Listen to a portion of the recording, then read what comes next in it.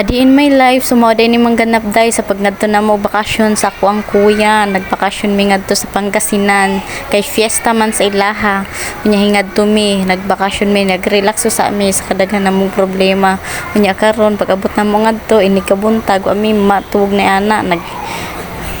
abot mi ni ana og kadlawon unya hantod nagpabuntag mi kid mi ana unya nagdakop dayon nga ako ang magkuang og manok mao na amo ang giihaw unya ang ngayan kayo faithful kayo dito sa probinsya nila. Grabe naman gid ba kamingaw jud ang probinsya unya lami pagig kayo ang amo ang sudan tinulang manok jud native na siya nga manok. Duha ka buok ang gidakop sa kuang magwang kay dag ubay-ubay man pud mi siya mi kabuok kauban sa kuang magwang ug ang iyahang bisi iya pong mga kaubanan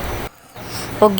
gisugi sila banday ni kuya diha mga gagmay nga balahibo mga jay kay kanang na para ba ni mga bilin-bilin na mga gagmay balahibo unya ako di ay naghinay kog lakaw ni anak kay moban lagi ko sa asawa sa kuang magwang kay bakal siya og yelo kay sobra sa kainit sa panahon asos nag-tricycle mi pangadto nagbakal mi yelo. So, relaxing po kaya kong partner Roy. First time kid niya hinganha sa Pangasinan sa kong magwang nagpakasyon mi. Layo-layo gid kaayo mga 4 hours ata yung biyahe namin. Sa sporte pong lipaya sa Borod oy nagagsigi og aso yung gikay mi sa buntag naglaglaag kay faithful gid kayo ang panahon nya naabot na mi diha sa tindahan nya kan mo na akong pagmangkon gibaklan ako siya og duwaan nga gamay ra nya giapil pa pud og video sa kuang partner kanang sakyanan na ambot unsa nang sakyanan na ginakargahan man na nila sa mga tabako uso man na sila ha nya man na mga yelo na mong gipamakaldjay daghan gyud kaayo but pila na ka piraso nya ang ako ang anak tugpa ang ako ang manghod ug ako ang pagmangkon tugpa sila nya akong partner sos nagrelax sa labas ay wag gikuro katugan tud sa nagabot mi sos lamig kay mga lamig kay hangin ba lamig kay singaw sa hangin dire nya mga tabako day dire mga negosyo nila mga jay. Good morning. Ako ang manghod naturog-turog pa kay nahang overman ambot ni ana piraw-piraw gyud kaayo asas lamig kay pagmasdan ang paligid panduha na din anak ko nganha sa kuang magwang sa una nya karon panduha kay dugay naman po kay mi wa magkita nya magsige siya hangyo nang udawon lagi namo siya bi kay taga Pangasinan man ang iyang napangasawa asas lamig kaayo pagmasdan ang panahon oy bugnaw kaayo sus nagduyen dayon si Inday Angeline ninyo mura gid correct. Usahay ra gyud kaayo ta maka-relax ngadtog laing dapit usahay ra gyud kaayo kay unsaon man mag-focus man gyud ka sa imong future sa imong goal der sa panimalay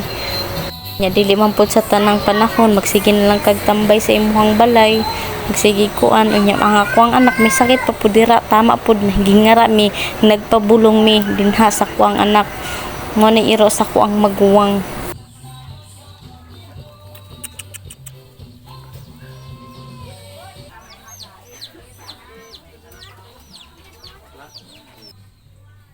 Ug kanang akong anak day may sakit gid na 5 na ginakaadlaw niya sakit na dehydrate siya kuwang siya sa tubig ingon sa doktor so bag umihingarag Pangasinan gipa hospital usa na nako siya unya wala man siya gi-admit mong hinganha mi nangita po para bulong mong amuag gid na siyang gilingaw-lingaw sa kuwang partner na para mauli-ulian magkusog-kusog siya ag gipilit gid na nako siya pukaw para lang na may masmasan siya ba ang iyang pamati gan-gan iyang pamati nya nagbakal day kog tawong para sa amo ang pamahaw mo nako ang gibakal nga tawong maayo kayo ginaipo pamanday na fresh kay lahang tawong ba nya mao nang sudan na mo breakfast pang umagahan nya ako anak gipilit gina ko siya pakaon luoy gi kay na siya kanasamad pang iyang simod niya na kay na dehydrate lagi nya may lang gani kay nagkaon na siya nya ko na siyang gidadangan banda sa may bukid-bukid gamay kay kanang para lagi maliwalasan nya uli ra pud dayon siya nya nagkuha ang ako magwang og dahon kay magbudol fight ko nimi way pa siya mo magluto nya ko manghod relax ako magwang nagsige og luto ang nagkaon-kaon na gihuwat pa namong uban na mangmata ang uban akong kauban nang mata na sila antes pa mi makadubol fight.